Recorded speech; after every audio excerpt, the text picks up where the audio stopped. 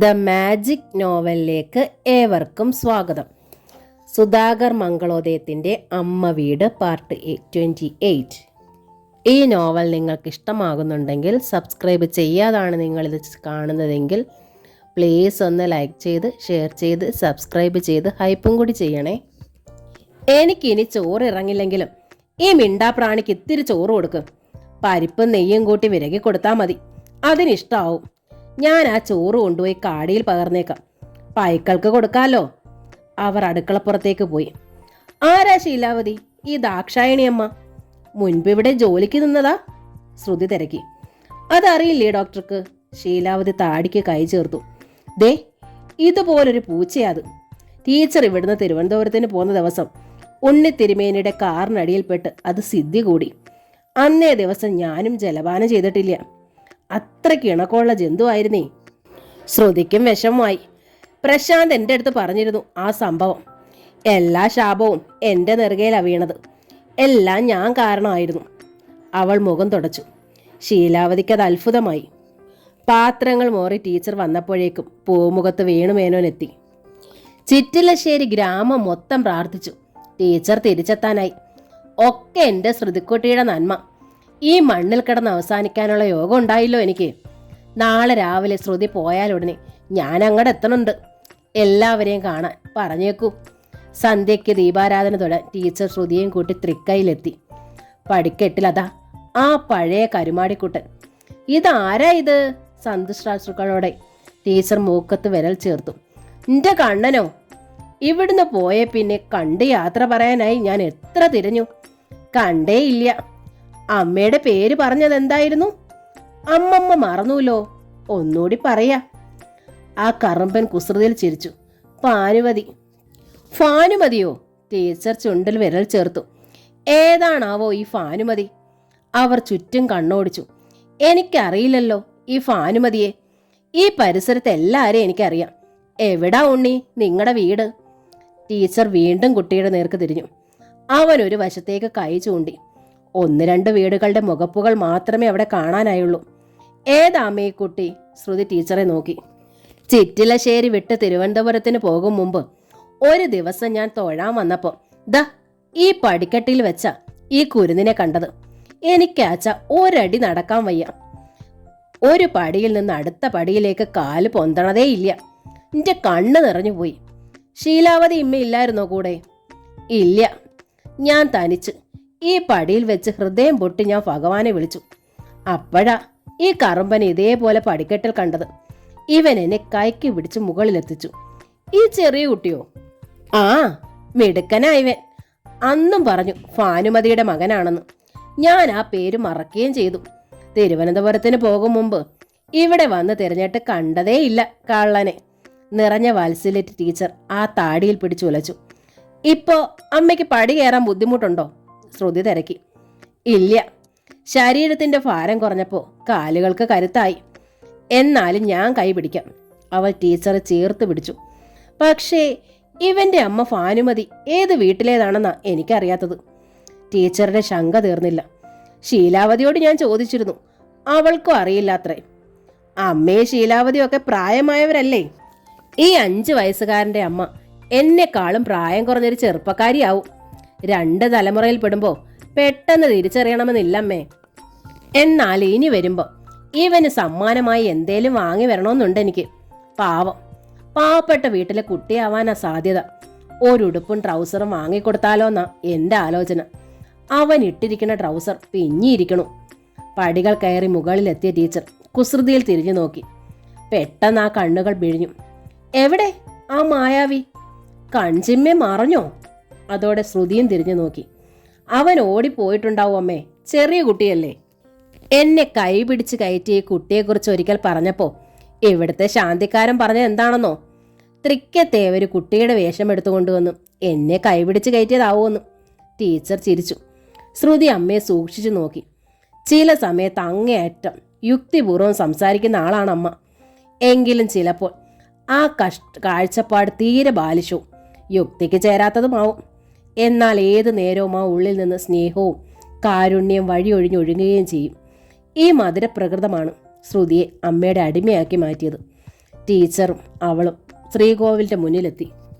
വേളി കഴിഞ്ഞ് ദേശത്ത് വന്ന ശേഷം മുടക്കമുള്ള ദിനങ്ങളിൽ മാത്രമേ ഞാൻ ഈ കണ്ണനെ കാണാൻ വരാതിരുന്നിട്ടുള്ളൂ. പക്ഷേ നടക്കാനും പടികൾ കയറാനും ബുദ്ധിമുട്ടായതോടെ തേവാരവും നാമജപവും മാത്രമായി ഇല്ലത്തൊതുങ്ങി. ഇതുപോലെ കൈപിടിച്ചു കൊണ്ടുവരാൻ എനിക്കന്ന് ആരുമില്ലായിരുന്നല്ലോ. ഇപ്പൊ ഞാനില്ലേ അമ്മയെ കൂടെ? ശ്രുതി തിരക്കി. ഒവ്, പക്ഷെ നാളെ എൻ്റെ കുട്ടി പോവില്ലേ? പോയാലും തിരിച്ചു വരുമല്ലോ. പിന്നെ എന്നും ഞാൻ അമ്മയോടൊപ്പം ഉണ്ടാവില്ലേ? വെളുപ്പിന് അമ്മയുടെ കൈ പിടിച്ച് ഞാൻ ഈ പടികൾ കയറി വരും. ടീച്ചറുടെ കണ്ണുകൾ നിറഞ്ഞു. എന്തേ ഞാൻ ഈ കേൾക്കണത്? സത്യം, ഇവിടെ സർക്കാർ ആശുപത്രിയിൽ കിട്ടാൻ ഞാൻ ശ്രമിക്കുന്നുണ്ട്. അമ്മ ഈ കണ്ണനോട് പ്രാർത്ഥിച്ചാൽ അത് നടക്കും. ശമ്പളം ഇത്തിരി കുറഞ്ഞാലും ജനങ്ങളെ സേവിക്കാലോ, അമ്മയോടൊപ്പം താമസിക്കാനും കഴിയൂലോ. സന്തോഷം കൊണ്ട് ടീച്ചർ ഏങ്ങിപ്പോയി. ശ്രുതി അമ്മയെ ചേർത്ത് പിടിച്ചു. ഇവിടുത്തെ ആശുപത്രി കിട്ടിയില്ലെങ്കിൽ ഡോക്ടർ ജോലി വേണ്ടാന്ന് വെച്ച് ഇവിടുത്തെ വളപ്പിൽ കൃഷി ചെയ്ത് ജീവിക്കും ഞാൻ. ഇല്ലത്ത് വെച്ച് അത്യാവശ്യം കൺസൾട്ടേഷന് നടത്താമല്ലോ. എന്നാലും അമ്മയെ പിരിഞ്ഞ് ഞാൻ പോവില്ല. മാതാപിതാക്കളെ നിർബന്ധിച്ച് വയോജന ഭവനങ്ങളിലേക്ക് അയക്കുന്ന മക്കൾക്കെതിരെ ചെയ്യാവുന്നതൊക്കെ ഞാൻ ചെയ്യും. അപ്പം മോളുടെ അമ്മയും അച്ഛനും? അവർക്ക് പണം മതിയല്ലോ. നഗരത്തിന്റെ സുഖസൗകര്യങ്ങളും. എന്നെങ്കിലും മകളെ വേണമെന്ന് അവർക്ക് തോന്നിയാൽ ഈ ഇല്ലത്ത് അവരെ കൂടി താമസിപ്പിക്കാൻ അമ്മ അനുവദിക്കില്ലേ? എന്താ സംശയം? കണ്ണീരിൽ ടീച്ചർ പുഞ്ചിരിച്ചു. നമ്മുടെ 16 കെട്ടിൽ എത്ര അറകളാ! ഇല്ല നിറയെ ആളുകൾ ഉണ്ടാവണതാ കുട്ടി അമ്മയ്ക്ക് ഇഷ്ടം. പക്ഷേ മോൾ ഇങ്ങോട്ട് പോന്നു കഴിയുമ്പോൾ എൻ്റെ ഉണ്ണി, അത് ഉണ്ണിയല്ലേ അമ്മയെ തീരുമാനിക്കേണ്ടത്. കുട്ടികളെ ഇവിടെ അടുത്തുള്ള ഏതെങ്കിലും സ്കൂളിലേക്ക് മാറ്റണമെന്നുണ്ട് എനിക്ക്. അക്കാര്യം അദ്ദേഹം തന്നെ വേണം തീരുമാനിക്കാൻ. കുട്ടികൾക്കും അതാ ഇഷ്ടം. എൻ്റെ മക്കൾക്ക് അമ്മയെ വേണ്ടാതായിരിക്കണം. ശ്രുതിയുടെ കണ്ട വിളറി, കണ്ണുകൾ തുളുമ്പി. ടീച്ചർ ആ നെറുകയിലേക്ക് കൈവച്ചു. എന്നിട്ട് ശ്രീകോവിലേക്ക് നോക്കി കേണു. എൻ്റെ കൃഷ്ണ, എനിക്കിനി ആശകളൊന്നുമില്ല. പക്ഷേ ഇതൊരു ചെറിയ പെൺകിടാവല്ലേ, ഇത് കരയണത് കണ്ടില്ലേ? എൻ്റേതായി എന്തെങ്കിലും പുണ്യം ബാക്കിയുണ്ടേച്ചാ അത് ഇതിന് നൽകി എൻ്റെ കുട്ടിയുടെ ഈ മനസ്താപം തീർത്തു തരണേ. ഇതിന് നല്ലൊരു ജീവിതം കൊടുക്കണേ. അപ്പോഴേക്കും ശ്രീകോവിലിന്റെ പടികളിറങ്ങി ശാന്തിക്കാരൻ അവരുടെ മുന്നിലെത്തി. ആ മുഖത്ത് വല്ലാത്ത അത്ഭുതം വിടരുകയും ചെയ്തു. ഹൈ, ആരെ ഈ നിൽക്കണത്? നമ്മുടെ സുമംഗല ടീച്ചറല്ലേ? ഇല്ലോം വളപ്പും വിറ്റ് തിരുവനന്തപുരത്തിന് പോയിന്നും അവിടെ ഒരു മണിമാളിക വെച്ച് സുഖമായി പാർക്കണമെന്നൊക്കെ ഇടയ്ക്ക് കേട്ടു. പിന്നെ ഒന്നും അറിയാനായില്ല. എന്നാ വന്നത്? അതോ വരും വഴിയാണോ? എവിടെയാ തങ്ങണത്? അതോ കാറിൽ വന്ന് തൊഴുതിട്ട് ഈ വഴി തന്നെ മടങ്ങുകയാണോ? ഒരേ വായിൽ നിന്ന് ഒറ്റയടിക്ക് ഒരുപാട് ചോദ്യങ്ങളാണ് അടർന്നു വീണത്. ടീച്ചർ പുഞ്ചിരിച്ചു. കേട്ടതൊക്കെ ശരിയാണ് കേട്ടോ. പക്ഷേ വിറ്റുപോയ ഇല്ലോം വളപ്പും ഇപ്പൊ കുട്ടികൾ വീണ്ടെടുത്തിരിക്കണം. ഇനിയുള്ള കാലം ഈ സന്നിധിയിൽ കഴിയാന്നാ തീരുമാനിക്കണത്. ഒക്കെ ഭഗവാന്റെ കാരുണ്യം. ടീച്ചർ പ്രശാന്തിന്റെയും ശ്രുതിയുടെയും കുട്ടികളുടെയും പേരിൽ അർച്ചന കഴിപ്പിച്ചു. 101 രൂപ ദക്ഷിണയും നൽകി. ശാന്തിക്കാരന് സന്തോഷമായി. അമ്മയുടെ പേരിലൊന്നും കഴിച്ചില്ല? ശ്രുതി പരിതപിച്ചു. എന്തിനാ കുട്ടീനി? ടീച്ചർ ചിരിച്ചു. അങ്ങട് തന്നെ മടങ്ങാറായില്ലേ? വഴിപാടുകൾ കഴിക്കണതെല്ലാം ഈ ലോക സുഖങ്ങൾക്കായ. അങ്ങട് പുറപ്പെടാൻ മനസ്സ് നന്നാക്കി വെച്ചാൽ മാത്രം മതി. എന്നാലും ഈ ലോക സംബന്ധിയായ ഒരാശ മാത്രം മനസ്സിൽ ബാക്കി നിൽക്കുന്നുണ്ട്. നിങ്ങളെല്ലാവരും സുഖമായിരിക്കണത് കാണണമെന്നും. അതും ഒരു സാർത്ഥത തന്നെയാ. എന്താ ചെയ്യുക, മനുഷ്യജന്മമായി പോയില്ലേ? പടികൾ ഇറങ്ങി കാറിൽ കയറുമ്പോൾ അവർ ശ്രുതിയോട് നിർദ്ദേശിച്ചു. വേഗം വിട്ടോളൂ. ശീലാവതി ഇപ്പോൾ വീട്ടിലേക്ക് മടങ്ങാനായി കയറ് പൊട്ടിക്കണുണ്ടാവും. 2 പെൺകുട്ടികളോ അതിന്. ഭർത്താവ് മദ്യപാനി. മദ്യം കുടുംബം നശിപ്പിക്കുമെന്ന് എല്ലാവർക്കും അറിയാം. എന്നിട്ടും നമ്മുടെ സർക്കാർ തന്നെ അത് നിർലോഭം വിളമ്പണുണ്ട്. തലപ്പത്തിരിക്കണവിടെ തലയ്ക്ക് വെളിവില്ലാച്ച പിന്നെ എന്താ ചെയ്യുക? ടീച്ചറും ശ്രുതിയും മുറ്റത്തെത്തിയപ്പോൾ ഉമ്മറത്ത് നിലവിളക്ക് തെളിച്ചിരുന്നു. മേൽ കഴുകി വേഷം മാറ്റി നെറ്റിയിൽ ഭസ്മം വരച്ചിട്ടാണ് ശീലാവതി നിന്നിരുന്നത്. ഇതെന്തേ ഇങ്ങനെ? ടീച്ചർ അതിശയിച്ചു. വിയർത്ത് കുളിച്ച അഴുക്കായ വസ്ത്രവുമായി മോന്തിക്ക് വീട്ടിലേക്ക് ഓടാൻ വെമ്പി നിൽക്കണ ശീലാവതിയാണല്ലോ നിക്ക് പരിചയം. എന്തേ ഈ മാറ്റത്തിന് അടിസ്ഥാനം? രാവിലത്തെ വേഷമൊക്കെ മാറ്റിയോ നീ? ഒവ്, ശീലാവതി ചിരിച്ചു. സന്ധ്യയ്ക്ക് മുമ്പേ മേൽ കഴുകി വേഷം മാറ്റണമെന്ന് നിർബന്ധിക്കുമായിരുന്നില്ലേ ടീച്ചർ മുൻപ്? ഉവ്, പക്ഷേ അതൊന്നും ശീലു എന്നെ അനുസരിക്കുമായിരുന്നില്ലല്ലോ. അന്നത്തെ എൻ്റെ അവസ്ഥ അതായിരുന്നു ടീച്ചറെ. ശീലാവതിയുടെ മുഖം ഇരുണ്ടു. ആ അവസ്ഥ മാറിയെന്ന് നിന്നെ കണ്ടപ്പോഴേ എനിക്ക് തോന്നി. മുഖത്തൊരു പ്രകാശമുണ്ട്. ദേഹത്തെല്ലിൻ്റെ മുഴപ്പും കാണാനില്ല. ഏതായാലും സന്തോഷമായി എനിക്ക്. കുട്ടികൾക്കുള്ള ആഹാരം പാത്രത്തിലാക്കി വേഗം നടന്നോളൂ. ഇനി അമാന്തിക്കണ്ട. വീണ്ടും ശീലാവതിയുടെ മുഖത്ത് പുഞ്ചിരി തെളിഞ്ഞു. പഴയ പോലെ മോന്തിക്ക് ഞാൻ വീട്ടിൽ പോണില്ല ടീച്ചറെ. രാത്രിയിൽ ഇവിടെ നിൽക്കാൻ തീരുമാനിച്ചിരിക്കുക. അപ്പോ നിന്റെ പെൺകുട്ടികളോ ഷീലു? അതുങ്ങൾ അവിടെ തനിച്ചാവില്ലേ? നിന്റെ ഭർത്താവ് വരുമ്പോ ഒത്തിരി വൈകില്ലേ? എന്റെ പെൺകുട്ടികൾ ഇപ്പൊ തനിച്ചല്ല ടീച്ചറെ. അവറ്റോളുടെ രണ്ടിന്റെയും കല്യാണം കഴിഞ്ഞു കേട്ടോ. അത്ഭുതത്തിലും സന്തോഷത്തിലും ടീച്ചറുടെ മിഴികൾ വിങ്ങി. എന്നിട്ട് ഈ നേരം വരെ നീ പറഞ്ഞില്ലല്ലോ ഷീലു. എനിക്ക് എത്ര സന്തോഷമുള്ള കാര്യേത്. എന്നാലും രണ്ടുപേരുടെ അടുത്തടുത്ത് നടന്നത് ഭാഗ്യാട്ടോ. ഇനി ഞാൻ മരിച്ചിട്ട് നീ ഇവിടുന്ന് പോയാ മതി. എപ്പോഴും നിന്നെ എനിക്ക് കാണാമല്ലോ. നിന്റെ സന്തോഷം പറഞ്ഞറിയിക്കാൻ പറ്റണില്ല. എന്റെയും. ശീലാവതി കണ്ണു തുടച്ചു. ടീച്ചറെ വിട്ട് ഞാനിനി എങ്ങടും പോവില്ല. മൂത്ത മോളുടെ കല്യാണത്തിന് വേണുമേനോൻ സാറിൻ്റെ അടുത്ത് അഡ്രസ്സ് വാങ്ങി ഞാനൊരു കുറി അയച്ചിരുന്നു. രണ്ടാമത്തതിൻ്റെ കല്യാണത്തിന് കുറി അടിക്കാൻ പോലും നേരം ഉണ്ടായില്ല. തീരുമാനവും നിശ്ചയവും കല്യാണവും എല്ലാം 2 ആഴ്ചക്കുള്ളിൽ നടന്നു. രാത്രിയിലെല്ലാം ടീച്ചറെടുത്ത് വിശദമായി പറയാനിരിക്കുമായിരുന്നു ഞാൻ. അത്താഴം കഴിഞ്ഞ് ടീച്ചറോടൊപ്പം ഒരേ കിടക്കയിലാണ് ശ്രുതി ഉറങ്ങാൻ കിടന്നത്. മുടി മേലെ കെട്ടിവെച്ച് നിലത്ത് കോസരി വിരിക്കവയാണ് മക്കളുടെ വിവാഹക്കാര്യം ശീലാവതി വിശദീകരിച്ചത്. എൻ്റെ പെൺമക്കളെക്കാളും നല്ല പയ്യന്മാരെയാ അവർക്ക് കിട്ടിയത്. മൂത്തവളുടെ ആളിന് മേസ്തിരി പണിയാ. ഞായറാഴ്ച പോലും അവനെ ഇളവെടുക്കില്ല. അത്ര അധ്വാനി. 5 പൈസ സ്ത്രീധനം വാങ്ങിയില്ല. ഇവിടെ ജോലി ചെയ്ത് ഇത്തിരി പൊന്ന് ഞാൻ കരുതിയിരുന്നു. അതുപോലും ആ കുട്ടി വാങ്ങിയില്ല. പെണ്ണിനണിയാനുള്ള 5 പവൻ പൊന്ന് കല്യാണത്തലേന്ന് അവൻ ഇങ്ങോട്ട് കൊണ്ടുവന്നു. അവനും അമ്മയും മാത്രം ആ വീട്ടിൽ. ഓപ്പോളുമാരെ നേരത്തെ കല്യാണം കഴിച്ചയച്ചു. കല്യാണം നിശ്ചയിച്ചതോടെ എൻ്റെ മോളുടെ സ്വഭാവം മാറി. അടുക്കള പണിയൊക്കെ എൻ്റെ അടുത്ത് അവൾ ചോദിച്ചു മനസ്സിലാക്കി. അതെങ്ങനെയാ ശീലാവതി? ടീച്ചർ പറഞ്ഞു. ജീവിതത്തിൽ പ്രതീക്ഷകൾ ഉണ്ടാവുമ്പോൾ എല്ലാവരിലും നല്ല മാറ്റങ്ങൾ ഉണ്ടാവുന്നേ. ദുരിതങ്ങളിൽ മുങ്ങുമ്പോഴാ മനുഷ്യന് തന്നോടും ലോകത്തോടും വെറുപ്പും പകയും തോന്നാം. അതെനിക്കും മനസ്സിലായി. ശീലാവതി നെടുവീർപ്പയച്ചു. ഇപ്പൊ എൻ്റെ മോള് അവളുടെ ഭർത്താവിൻ്റെ വീട്ടില് മുഴുവൻ പണിയും ചെയ്യും. ആരും ഓർമ്മിപ്പിക്കുകയും വേണ്ട. ബാലുവിൻ്റെ അമ്മയും അവൾ പൊന്നുപോലെ നോക്കണുണ്ട്. ആ അമ്മയ്ക്കും അവളെ ജീവനാ. മോൾക്കറിയോ? അവൾ ശ്രുതിയുടെ നേർക്ക് തിരിഞ്ഞു. കുട്ടീനെ ഞാൻ മോളെന്ന് വിളിക്കണതിൽ ദേഷ്യമുണ്ടോ? അതോ ഡോക്ടറേന്ന് തന്നെ വിളിക്കണോ? ശീലാവതി അമ്മ എന്നെ മോളേന്ന് തന്നെ വിളിച്ചോളൂ. ശ്രുതി സമ്മതിച്ചു. എനിക്കും അതാ ഇഷ്ടം. എങ്കിൽ ശീലാവതി ഒരു കാര്യം പറയട്ടെ. മോൾ ഇങ്ങനെ ഈ അമ്മയുടെ കിടക്കയിൽ വന്ന് കിടന്നത് എനിക്ക് ഒത്തിരി ഇഷ്ടമായി. പെൺകൊട നടത്തി അയച്ച ശേഷം ദയക്കുട്ടിയും നന്മക്കുട്ടിയും വന്നാൽ സ്വന്തം അറകളിലെ ഉറങ്ങും. രാവിലെ വന്ന് ഉച്ച തിരിഞ്ഞു പോവെങ്കിലും ഉണ്ണി തിരുമേനി പക്ഷേ ഉച്ചയ്ക്ക് ഇത്തിരി നേരം അമ്മയുടെ കിടക്കയിൽ വന്ന് മുട്ടി ഉരുമി കിടക്കാതിരിക്കില്ല. പെറ്റ മക്കൾ എത്ര വലുതായാലും അമ്മമാർക്ക് അവർ എന്നും കുട്ടികൾ തന്നെയാ. പെറ്റ അമ്മമാരിൽ നിന്ന് ആൺമക്കളെ അകറ്റിക്കൊണ്ട് പോണത് എത്ര വലിയ പാവമാണെന്ന് ഒരു ഭാര്യയ്ക്ക് മനസ്സിലാവണമെങ്കിൽ അവളും ഒരമ്മയാവണം. ശ്രുതിയുടെ കണ്ണിൽ നനവ് പടർന്നത് ടീച്ചർ കണ്ടു. അതോടെ അവർ ശീലാവതിയെ വിലക്കി. ഷീലു, മതി.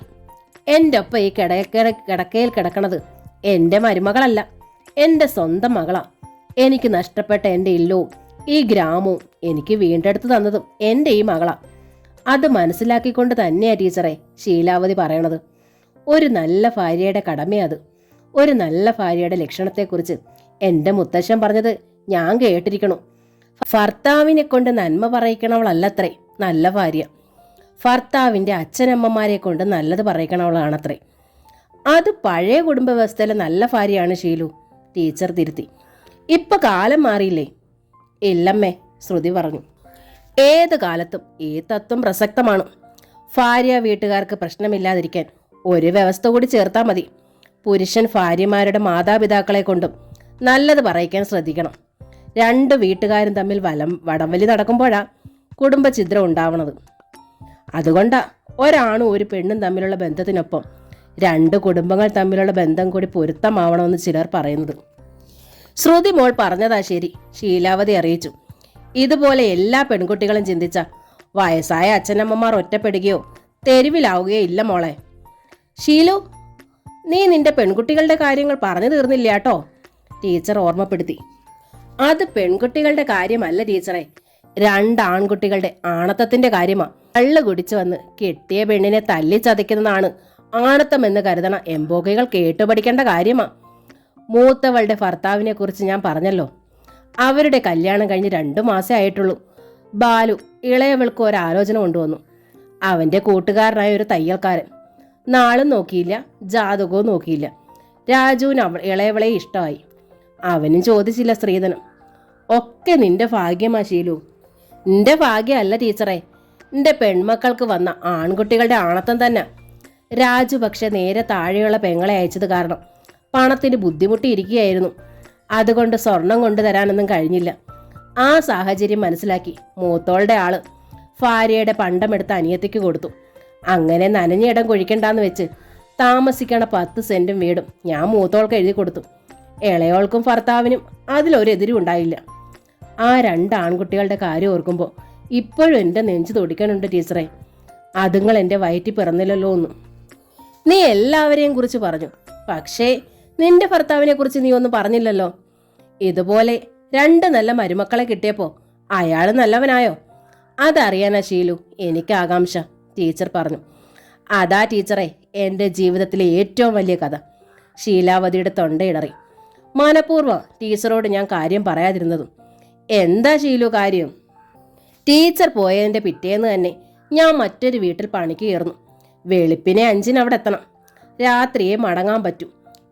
മുറിയെ പണിയെടുക്കണം.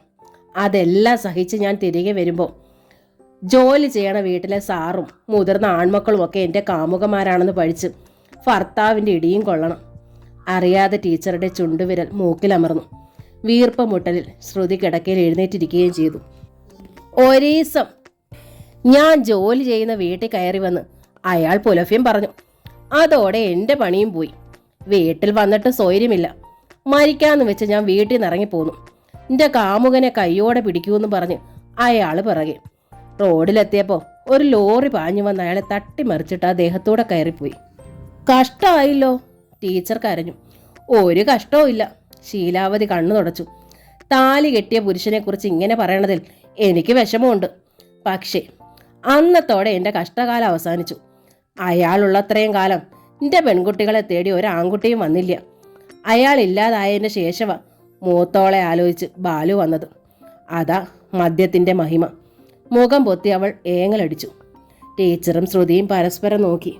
ദുഷ്ടനായിരുന്നു അയാൾ. കരച്ചിലിനിടയിൽ ശീലാവതി തുടർന്നു. മരിച്ചു പോയവരെ കുറ്റപ്പെടുത്തി പറയണതിൽ എനിക്ക് സങ്കടമുണ്ട് ടീച്ചറെ.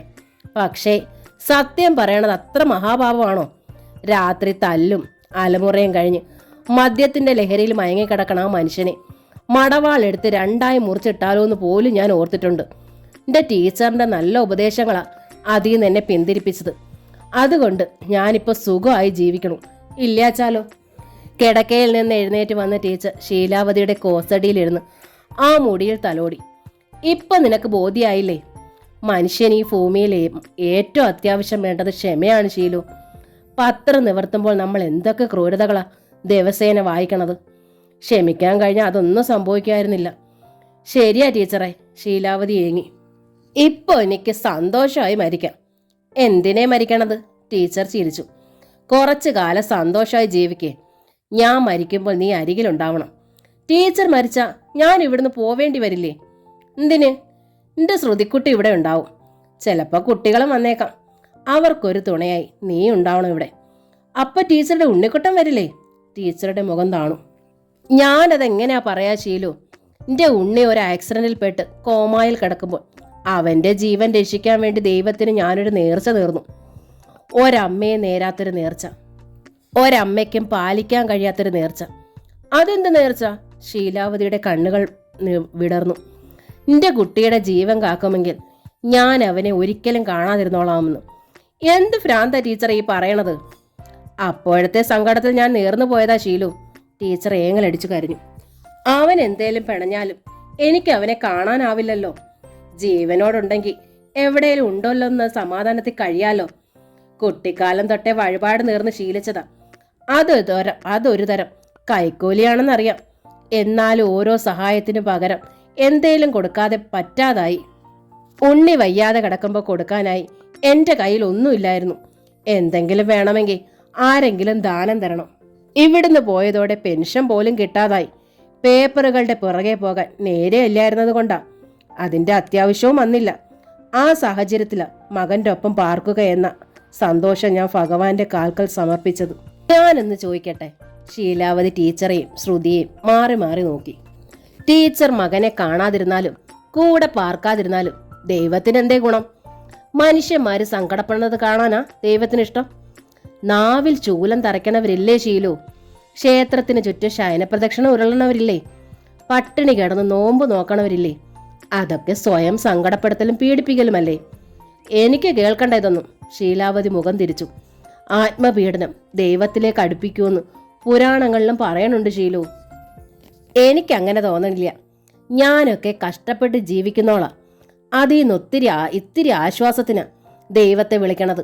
അന്നേരം ഒരു തലോടൽ കിട്ടിയാ വീണ്ടും വിളിക്കും, പ്രാർത്ഥന ചൊല്ലും.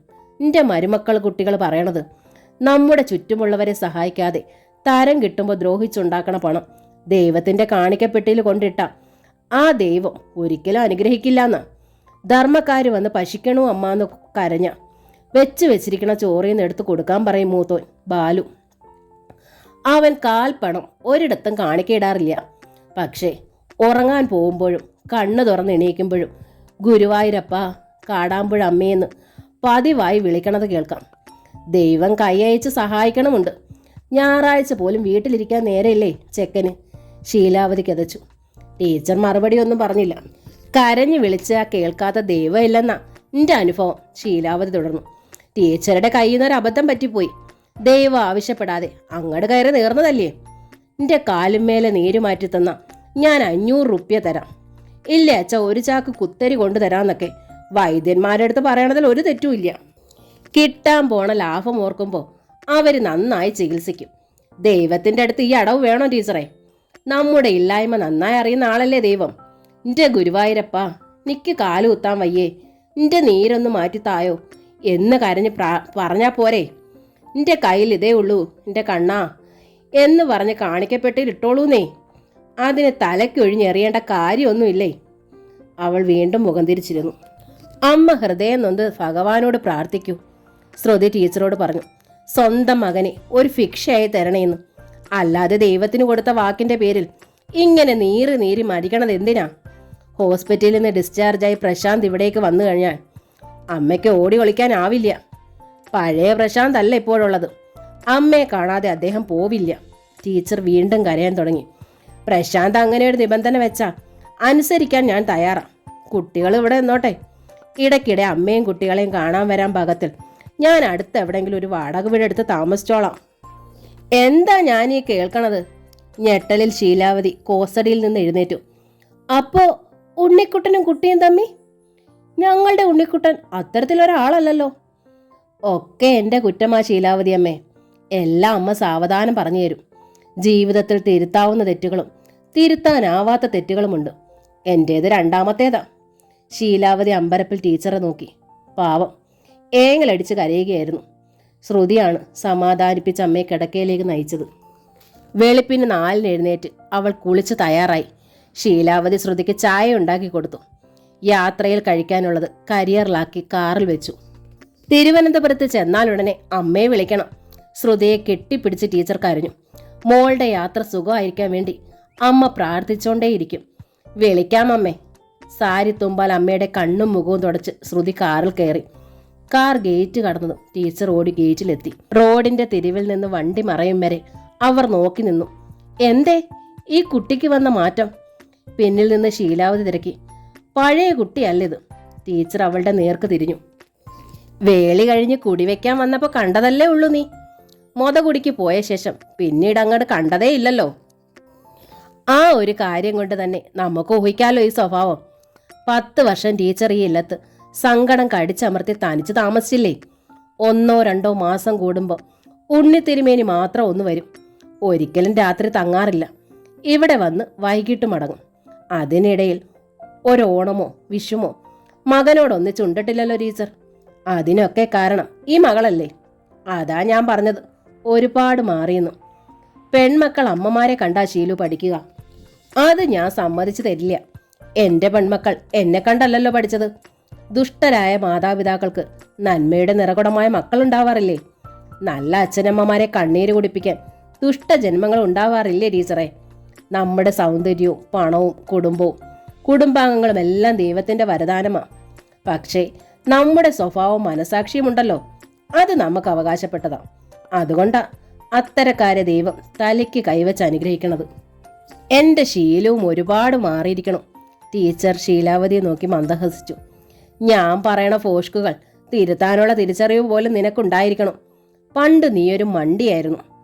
ഇതൊക്കെ ടീച്ചറിൻ്റെ അടുത്ത് തന്നെ എന്ന് പഠിച്ചതാ ടീച്ചറെ.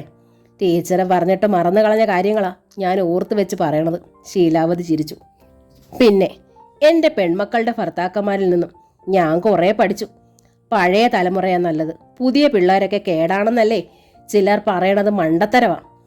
പണ്ട് മക്കളെ അമ്മമാർ നോക്കണം, അച്ഛന്മാർ ആ ജോലി തങ്ങളുടെ ചുമതലയല്ലെന്ന് ഭാവിച്ചിരുന്നു. ഇപ്പോഴത്തെ ചെറുപ്പക്കാര് അച്ഛന്മാർ അങ്ങനെ അല്ല ടീച്ചറെ, അമ്മമാരേക്കാൾ നന്നായി മക്കളെ നോക്കുമേ അവര്.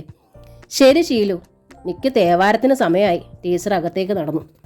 തേവാരവും പ്രാതലും കഴിഞ്ഞ് ടീച്ചർ ശീലാവതിയും കൂട്ടി വേണുമേനോന്റെയും സാരമതിയുടെയും പഴയ ചില ശിഷ്യരുടെയും വീടുകളിൽ പോയി. എല്ലാവർക്കും ടീച്ചറുടെ തിരിച്ചുവരവ് അത്ഭുതവും സന്തോഷവുമായി. തിരിച്ചില്ലത്തെത്തിയപ്പോൾ 2 യുവതികൾ തങ്ങളുടെ ചെറിയ കുട്ടികളുമായി ടീച്ചറെ കാത്തിരിക്കുകയായിരുന്നു. മുൻപ് കണ്ട മുഖപരിചയം മാത്രമേ ഉള്ളൂ ടീച്ചർക്ക്. എന്തേ, എന്നെ കാണാൻ വന്നതാ? അവർ മന്ദഹസിച്ചു. ഞാൻ ഇവിടെ എത്തിയ കാര്യം ദേശത്തെ എല്ലാവരും അറിഞ്ഞിരിക്കണം ഇല്ലേ? ടീച്ചർ വരണമെന്ന് ഒരാഴ്ച മുമ്പേ അറിഞ്ഞതാ, 2 പേരിൽ പ്രായം കൂടിയ യുവതി പറഞ്ഞു. പക്ഷേ ഞങ്ങൾ വന്നത് വെറുതെ കണ്ടിട്ട് പോവാനല്ല. ഞങ്ങളുടെ ഈ കുട്ടികളെ ടീച്ചർ സംഗീതം പഠിപ്പിക്കണം. ഈശ്വര, നിക്ക് ഒരുപാട് വയസ്സായില്ലോ. ടീച്ചർ നെഞ്ചിൽ കൈവച്ചു. അതിനെന്തേ ടീച്ചറെ? പ്രായം കുറഞ്ഞവൾ തിരക്കി. സംഗീതം മറന്നുപോയിട്ടൊന്നും ഇല്ലാലോ. മറവി മുൻപേ ഉണ്ട് എനിക്ക്. ടീച്ചർ ചിരിച്ചു. ഇപ്പോഴത്തെ സംശയം അതല്ല, ക്ലാസ് തുടങ്ങി അധികമാവും മുമ്പേ ഞാനെങ്ങും മരിച്ചു പോയാലോന്നാ. അത് സാരമില്ല, മറ്റവൾ പറഞ്ഞു. ടീച്ചറുടെ അവസാനത്തെ ശിഷ്യർ എന്ന ബഹുമതി കിട്ടൂലോ ഞങ്ങളുടെ കുട്ടികൾക്ക്. എങ്കിൽ സാരമില്ല, ഒരു നല്ല ദിവസം നോക്കി കുട്ടികളുമായി വന്നോളൂ. യുവതികൾ അത് സമ്മതിച്ച് തിരികെ പോയി. വൈകുന്നേരമായപ്പോൾ ടീച്ചർ മേൽ കഴുകി വേഷം മാറി ശീലാവതിയോട് പറഞ്ഞു, വേഗം റെഡി ആയിക്കോളൂ ശീലു, നമുക്ക് തൃക്കയിൽ പോവാം. ഇന്നലെ പോയതാണല്ലോ ടീച്ചറെ, എന്നും പോവാൻ പറ്റുമോ? നിക്ക് തന്നെ ആ നട കയറാൻ പ്രയാസമാണ്. നിക്ക് പ്രയാസം ഇല്ല. ടീച്ചർ മുഖം ചലിപ്പിച്ചു. നിന്നേക്കാൾ ചെറുപ്പമല്ലേ ഞാൻ, ചെറിയ പെൺകുട്ടിയാണല്ലോ, നിന്നെ ഞാൻ പിടിച്ചു കയറ്റാം. അപ്പോൾ കുറുമ്പ് പറയാൻ അറിയാമല്ലോ എൻ്റെ ടീച്ചർക്ക്. ശീലാവതി ചിരിച്ചു. ദാ ഇപ്പം ഞാൻ വന്നേക്കാം. മേൽ കഴുകി നേരിയത് മാറ്റി നെറ്റിയിൽ ഭസ്മവും വരച്ച അവളും ഉമ്മറത്തെത്തി. പരസ്പരം കൈകൾ കോർത്ത് ക്ഷേത്രപ്പടികൾ കയറുമ്പോൾ ടീച്ചർ പറഞ്ഞു, തിരുവനന്തപുരത്തായിരുന്നപ്പോൾ പല കുറി നിന്നെ ഞാൻ ഓർത്തിട്ടുണ്ട്, ഒരിക്കൽ കൂടി ഒന്ന് കണ്ടിരുന്നെങ്കിലെന്നും. പക്ഷേ ഒരിക്കലും വിചാരിച്ചില്ല ദൈവം എൻ്റെ മോഹം സാധിപ്പിച്ചു തരുമെന്ന്. ഇന്നലെ ഞാൻ പറഞ്ഞില്ലേ ടീച്ചറെ, ദൈവം കൈക്കൂലിക്കാരനോ ദേഷ്യക്കാരനോ എന്തിനും പിണങ്ങണ ആളോ ശിക്ഷിക്കുന്ന ആളോ പേടിക്കേണ്ട ആളോ ഒന്നുമല്ലെന്ന്. മനുഷ്യന്മാർ അവരവരെ പോലെ തന്നെയുള്ള ഒരാളായി ദൈവത്തെ കാണണമെന്നേ ഉള്ളൂ. എനിക്ക് തോന്നണത് നമ്മളൊന്ന് കരഞ്ഞു പറഞ്ഞാൽ നമ്മുടെ കൈ പിടിക്കണ ആളാ ദൈവമെന്ന്. ടീച്ചർ പുഞ്ചിരിച്ചു.